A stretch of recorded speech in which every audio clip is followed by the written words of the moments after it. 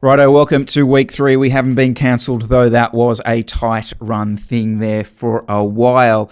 Guys, we're not going to spend every week just talking about reacting to the discussions that we had last week. We want to keep this super current. And on that, JC, I don't think we really set out in the beginning what the premise of this was. So do you want to just help everyone out a bit? Yeah, I think just keep in mind, there is no agenda to this show. This is just stuff we literally chat about when we go on a ride. We write it down. We come chat about it here again in a little bit more detail. That's it. There's no coerciveness to anything that we're saying. So keep that in mind on the stuff we discuss. Yeah, and we'd like to think that potentially this is the chats that you guys are having in bunches. Like, this is the idea, is that we'd like to take this out on the bike at some point and potentially have this as a chat that is realistically just happening out on the bike. But this is a new week. We want to get into it. We have a new time trial world champion, JC. Tobias, what's going on here with Tobias? I know.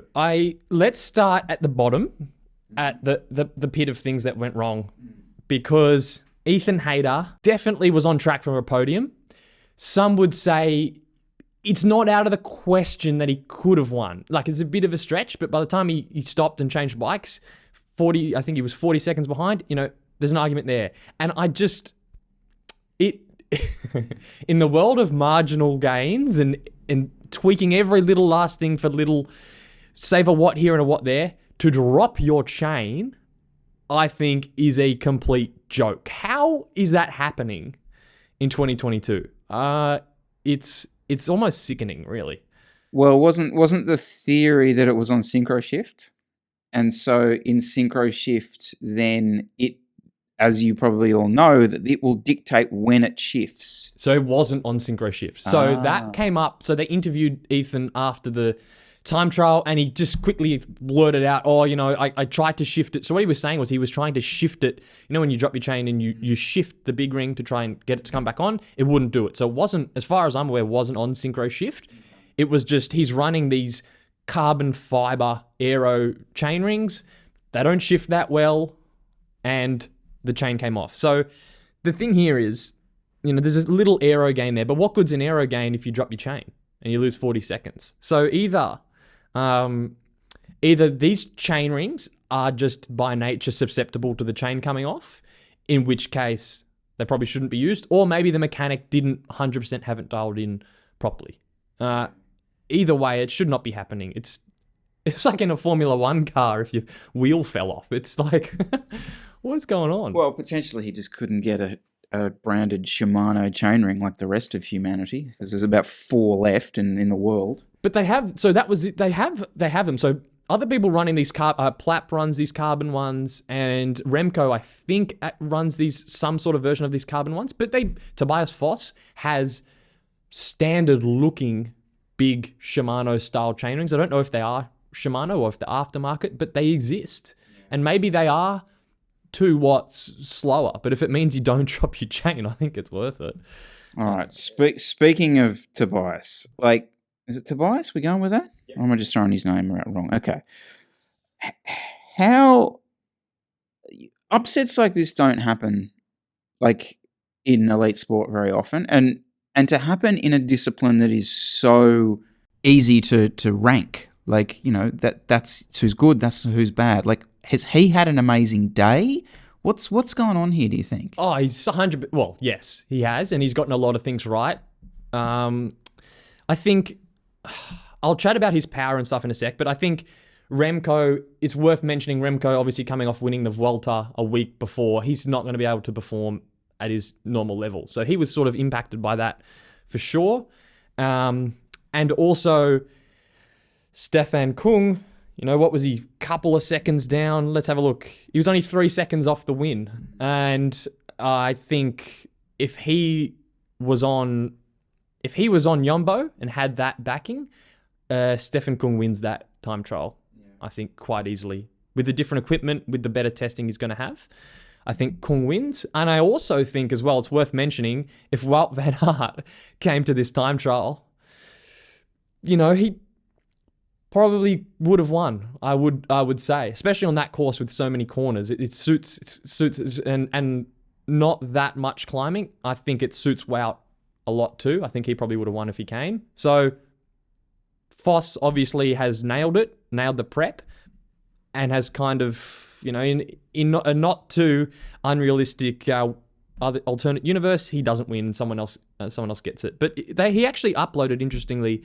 his power to Strava, which pretty much no one does in time trials these days. He left it on there, so he's about 73 kilos, I think, and for 40 minutes averaged 425 watts, and 420. So I think it was maybe 420 average, 426 normalized, which is a lot, but it's not. It's not crazy. It's not like the Wiggins, that sort of thing, where they're doing 450s, for even maybe 460 for that duration. So you're kind of looking at that going, it's fairly standard. And his position as well. If you've seen photos of his position, nothing too crazy. I think he's literally, he's won because hasn't done anything too extreme, and he's just done every little bit right without messing up. So there's this other element to riding a time trial, which I was never very good at, which is this ability to break a time trial down into segments and pace it. And so by that, I mean, you hear that one of the Lantern Rouge does a brilliant breakdown of this normally in his time trial reviews, but they will break down different segments of the course and who was faster over that period and that period and that period. And there is clearly a science to this. With the corners in the course, it is certainly, every rider pretty much knows the perfect pacing strategy, really. It's the execution that is a lot harder on a course with corners, because you can't just sit there staring at your power meter. So it makes it's a lot harder. And he obviously nailed it. Like the negative split, finishing strong, that sort of thing. That's what they're all going for. He did that perfectly, and I think that's probably a skill that he has developed over everyone else, because he did it really well. I really feel so sorry for Stefan Kung. He's with FTJ until 2025. Big money. I think there was rumors his contract's 1.5 to 2 million euros a year. So, he's probably not feeling too unhappy with that, but you're kind of looking at it going, if you were on a better equipped team with a bigger backing, you would be better. He would have won that, which is just a bit, I don't feel sorry for him when you're on that money, but it's his choice. But it's just interesting. What do you reckon, like, winning the World Championships time trial, like is it that big a deal? Yeah. But for example, I just want to quickly say this. It was not covered on free-to-air television in Australia. It was, you basically had to do either a VPN or GCN. Brilliant GCN. What it's good for and what we've said it's brilliant for is GCN racing. GCN Live. Did you see that GCN Live YouTube channel? That was amazing. I didn't even know it existed. It literally, I still don't know if that's legit. It popped up out of nowhere with like 2,000 subscribers, and it's showing the thing you would have to pay for live for free. Yeah. Do we have answers? Can someone please answer? I'm just sitting there going, oh, well, I'll watch it. But what? Is it a big deal, though? Think about the prologue for the domestic NRS Tour of the King Valley and how big we think that is. Imagine winning the world. It's a big, big, big deal. I think as we're more into the road racing side of things in terms of the pro level, so we probably don't think it's that valuable. I think we can't underestimate what that means to Foss for his career. I agree. I feel though it's like an inside baseball title. Like if you're really into cycling, it means something. But if you're a casual observer of the sport, it's like, so he's good at the one where you're in the things and the where's everyone else kind of thing. So I don't know. Like, yeah, the fact that Wout van Aert didn't do it kind of says for me, I think, what Wout thinks of it. But anyway, possibly, that's me. All right, guys, let us know your thoughts. How big is the World Championships time trial? And can Mr. Foss, is it Foss? Why do I keep saying his name wrong? That's it. Yeah, it is. Yeah. Can he win a few more races? Now, Jesse, you wanted to talk a little bit about some tech that you were liking, believe it or not. Yeah, I actually saw this first on your handlebars. We were riding in the park, and Chris is saying he's charging his Garmin through solar panels. I'm off grid, boys. Get this, right? I'm off grid. This is it here. Hopefully that sort of focus. These are 2 solar panels on a Garmin 1030 unit. I didn't know this existed. I don't know how, because I'm pretty in with what's going on. I didn't know this was a thing. Yeah. And so how often do you charge this? I haven't charged it. The only time I've actually charged it is I have plugged it in probably every month to do the Garmin Express kind of updates and stuff on it, because they push out new maps and things like that on it. But I've literally not plugged it into a charger to charge at any point. Yeah, it's pretty cool. And the catalyst for me doing that, I think I mentioned this in one of the videos a while ago, was the Hammerhead, which had this fantastic display, but the battery life just died and it did not last. That thing is the complete opposite. Has it got you considering Garmin life, mate? Well, and while he discusses whether he's considering it or not, he doesn't know this, but I've been sent, this is very YouTube, right? I've been sent something here, and I'm going to open it while he's talking. I didn't know this was a thing, and there's not very often a feature comes out that makes me go, I'm 100% potentially on board, like to move me over from Wahoo, because I love my Wahoo Element Bolt, but I'm kind of going, I'm missing out not having solar panels, because I have to charge my Wahoo after every second ride in the dark ages. We're doing a live unboxing of the Trim 1 Lite. Here it is. Oh, this is live, ladies that? and gentlemen, from South Korea. Big shout to one of those comments that was underneath. Oh, they don't have any sponsors anymore. That's right. I'm sponsored by whoever these guys are. It looks like a Samsung box. It does, doesn't it? So yeah, this is there's a big push, obviously, to external power a lot of this stuff, and this is a new version of one. Oh wow! Whoa, that looks. Look at that. Wow, it's super. Look how thin that is.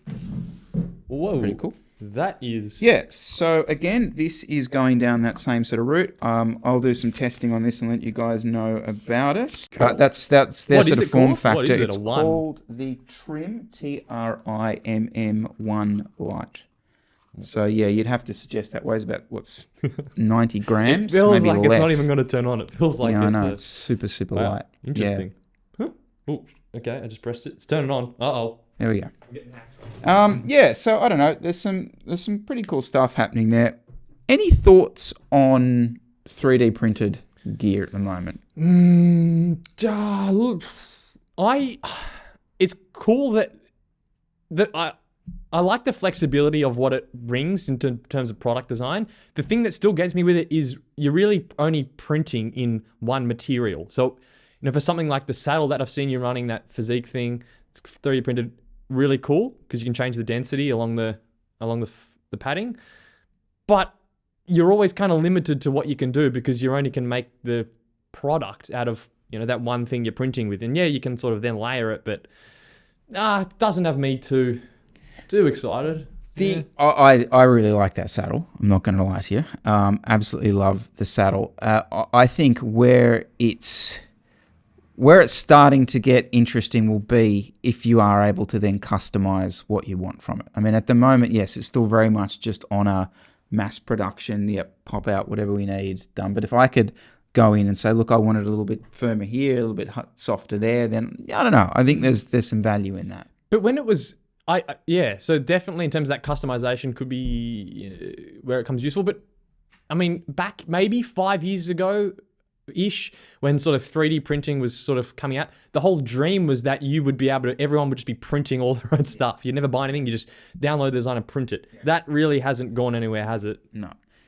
And it's kind of like not helped by the fact that you see sort of handlebars snap at the Olympics and, it's like all those little modifications people are making to their stock stuff, like the time trial. Like people are modifying, customizing bits and pieces, and ultimately it doesn't work for them. And on a bike, really all you want things to do is work. Yeah. Yeah. So I don't know. But that's I just can't. It's not very often a feature that gets me that excited. It's just 2 little solar panels. I think that is I'm seriously considering moving to that just to save myself having to plug it in. That is what an amazing step forward. Honestly, Yeah, I'm not just saying that. It is pretty cool. And the user interface is, and I don't know why Garmin did this, but it's slightly, they've rejigged the user interface on that, the 1040 solar, but not for the previous generation. Is it simpler? Okay, so let me just have a little. I've said Garmin's good. The reason why I don't like it is it's kind of filled with all these features I don't care about, like the drink reminder and the Climb Pro thing. I just prefer the Wahoo. You turn it on, it shows you your numbers. Is it still got all worse? Okay, there's more. There's more. There's more. Okay. It will tell you. It will come up and try and give you a training plan. Trim your toenails. Trim your toenails. It's got its own pacing strategy thing for how it wants you to ride a certain. Obviously, you can turn all this stuff off as you do, but yeah, it'll turn on and tell you how you're feeling. Okay. Which is, and I don't know, but like I find with any of this wearable stuff, actually, maybe this is a chat on its own, but no, whatever. I can talk about this some other time. But like with any of this wearable stuff, and it's one of the reasons I stopped wearing the Apple Watch, was like it just can't cope. It can't cope with people training properly. Mm-hmm. Do you know, like, and okay, the Apple Watch is potentially a bad example because it's obviously set for someone trying to, I don't know, like close their rings by doing, 2 flights of stairs a day, like whatever. So anytime a cyclist steps into that occasion and does, a 3-hour bike ride, it shits itself because it honestly thinks you're about to die with the amount of calories you've just burnt. And what, you're going to go do that again tomorrow? Like, I can't cope with that. So I don't know whether we aren't at that phase yet. I've never been a whooper, so I don't know. But like, the sport-specific ones are better at it, like the Whoop. They don't freak out as much. And you would like to think like the Garmin's, the software, the way they're building the software is taking that into account. But yeah. It's not really. Like every day I wake up, turn it on, do a recovery day, do a recovery day, do a recovery day. I'm like, bugger off. I fueled my ride yesterday. I can keep riding. Yeah. Yeah, that's why I haven't gone back to Garmin. But this hardware, I think, is pretty incredible. I don't know how I didn't know it was a thing, but hot take. I reckon Wahoo won't be around in 5 years' time. Ooh. Yep. Go first. Go. Explain. No, I just don't. Yeah. That's just throwing it out there. It's just dropping bombs. Dropping that bombs. Speaking of dropping bombs, I am going to have a quick rant about tech. The Apple Watch Ultra, I think possibly the worst piece of designed Apple technology since the original Apple HomePod about 20 years ago. Horrific looking thing. And also for cyclists. We are...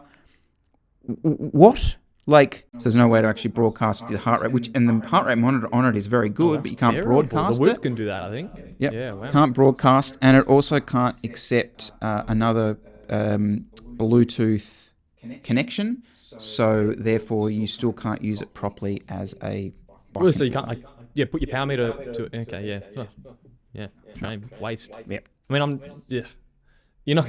I'm not a fan of having a freaking computer sending me notifications on my wrist, so I'm not really the Apple Watch fan, but yeah, that sucks that you can't even really... I mean, it's an Ultra, and it is sport. I watched the whole Apple thing, and they're really going into... It's fitness focused, it does all this, but really, it's not that niche or elite to want to just pair use it as a heart rate strap or pair another device and then record a ride, is it? Well, it's like you can't tell me, like, in terms of niche, right? Anyway, I don't know if this is a rant that anyone's particularly interested in, but like they've prioritized recreational divers. Like, how many of those people are out there? Like, compared to people out there riding their bikes. So, I don't know. It just seems like a really simple feature to add to a device that so many people has that would genuinely then make you think, shit, I can just use my watch. Like, I don't know. Like, it just seems like a no-brainer for me, and there must be a reason they're not doing it. But I don't know. Missed one there. Yes. I can probably cut that onto something that's relatively useful. I reckon you could just let that roll. That was good. Let that roll. Well, because if you cut it, you lose the the authenticity. All right, guys, let us know your thoughts. Anyone else out there using the Garmin Solar? Would you like to see a review of the Paperweight? No, sorry. Paperweight I'm sure it's Light exceptional. trim? Or have you got an order in for an Apple Watch Ultra, and are you mad? Why have you decided to do that? Let us know down below. All right, let's get the Twitter army fired up. Jesse, what do you got for me? Okay. I'm going to really put my foot in it maybe, but news article came out, cycling tips. French Federation defends flying male riders to Australia in business and women in economy class. So, let me break it down. French team coming to Worlds. They've got a set amount of budget. French Federation chooses to fly the men in business, women in economy. Widespread outrage, pretty much unanimous. They shouldn't have done it. It's terrible. It's sexist. It's the worst thing. Okay, so let me read what the French Cycling Federation's defense was for it. The men are going to defend their title this year again, and especially because it was necessary to make economic choices. The trip has been very far. It costs a lot. We asked ourselves whether we were taking all categories, even the juniors. We did, but we don't have the means to put everyone in business class. For the men, we've been world champions for 2 years and are really going there to win, while we are now in the position of outsiders in the women's race because a few of their riders that were going to get good results couldn't go. I think Audrey Cordon-Rago withdrew, and she was one of the favourites. Okay. I don't think it's necessarily sexist. Now, it potentially is, knowing the more traditional French approach to the genders. Possibly it was just some guy from the French Federation going, no, we'll just send the men business, send the women economy. Potentially was. But that, I don't think that discounts the economic. I don't think it's necessarily outrageous. I think there is, what they are saying there is potentially justifiable decision from an economic point of view. So if you purely just look at it by economics, though, Jesse, you would only ever have a male sport. Like that's that's been the case basically for 100 years. So you're trying to promote a sport that is not on the same playing field, and you are trying to build that up.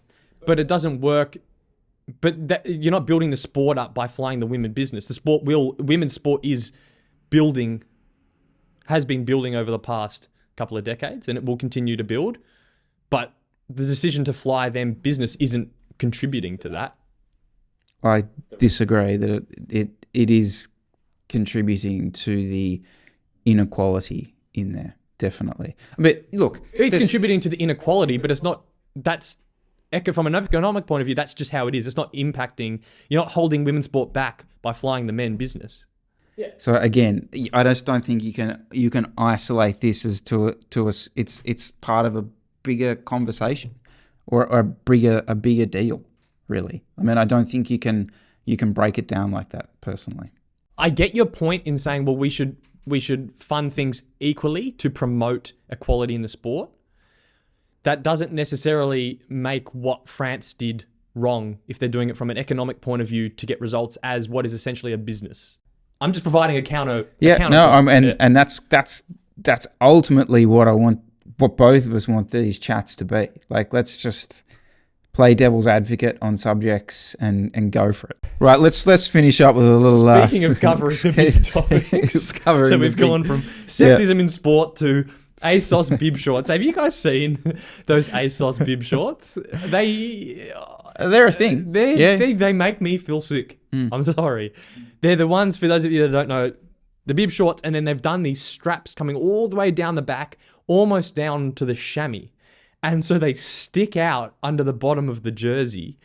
And for some reason, it gives me the ick. It's almost like, because it's almost in a position where like a muscle would be in your glutes, and it just looks, I think it's a crime to fashion. So it looks, I have not worn them, okay? Now, it looks like they just went and got a pair of shorts and put suspenders on them, right? Okay. Yes, now I know the ones you're talking about. Right. If anyone has ridden these, I'd love to hear your thoughts on them, because they're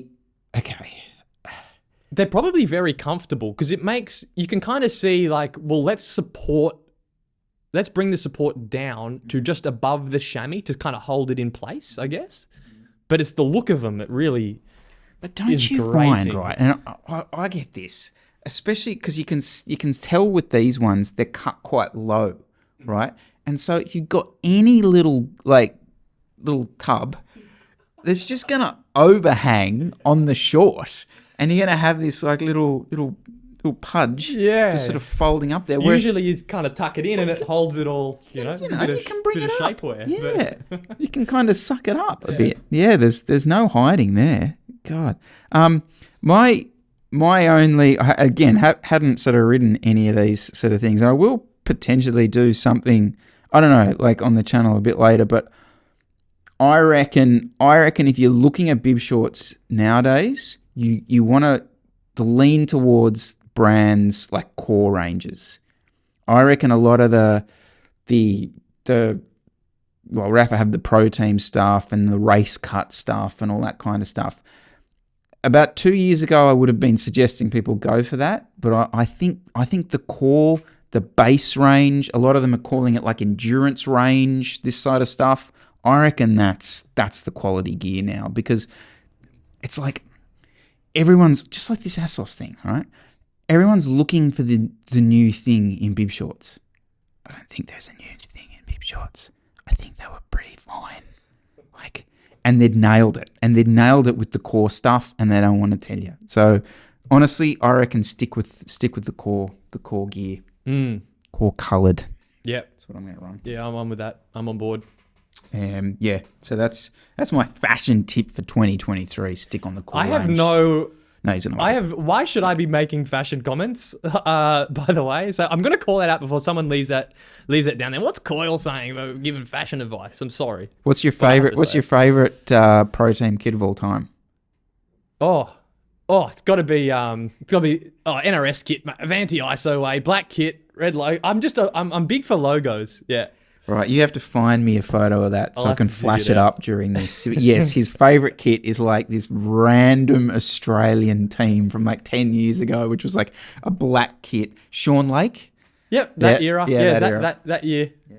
I think when you just look up to a team and riders on the team, you just like, that kit's kind of like the Alpecin kit. Yeah. When I'm like, I love the Alpecin kit. I'm pretty sure I just really rate the riders on there. I don't think it's the actual kit. Yeah. There you go, Joe. Bring a jersey back for him, will you? Yeah. All right, guys. Let us know your thoughts. ASOS bib short wearers, lovers, haters. Let me know. Is there gut overhang? These are the important questions we want answered. Yeah. So we had a few reactions to last week's video, and look, we're keen to do sort of Q&A type stuff as it goes along.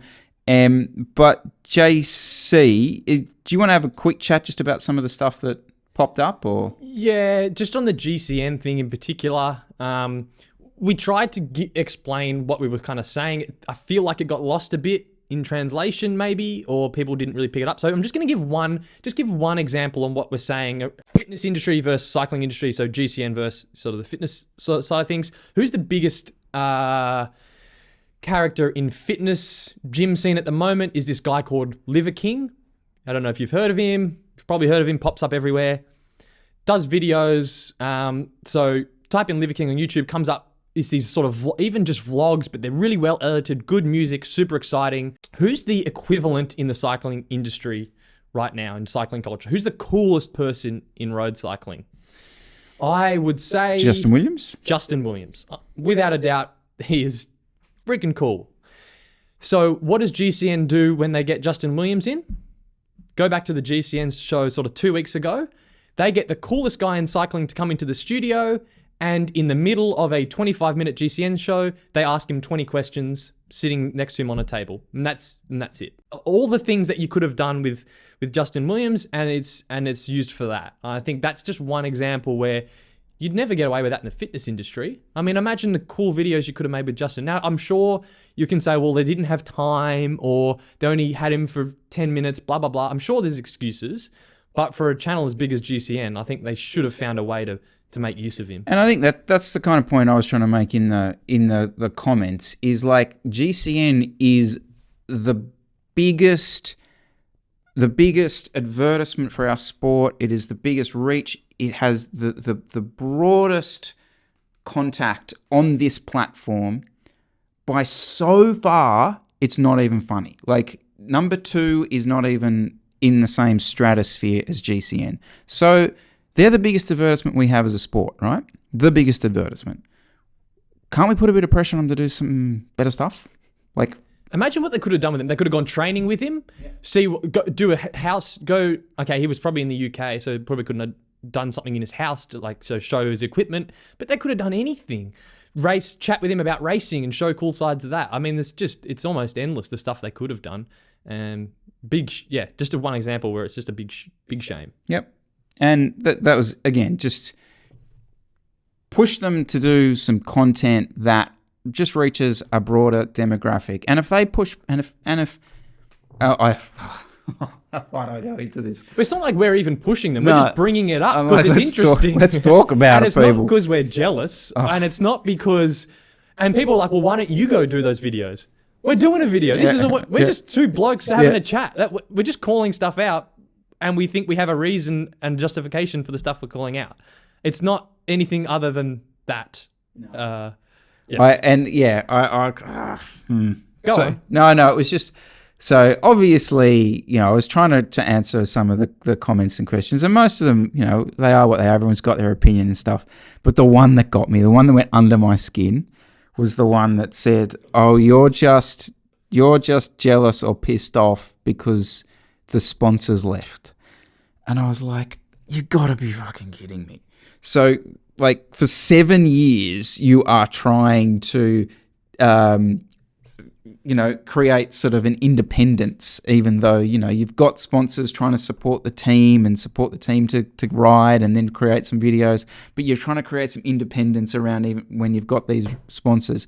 And then you step away from actually having the sponsors. You're saying sponsors related to the team that you were running? Okay. The team that we're running.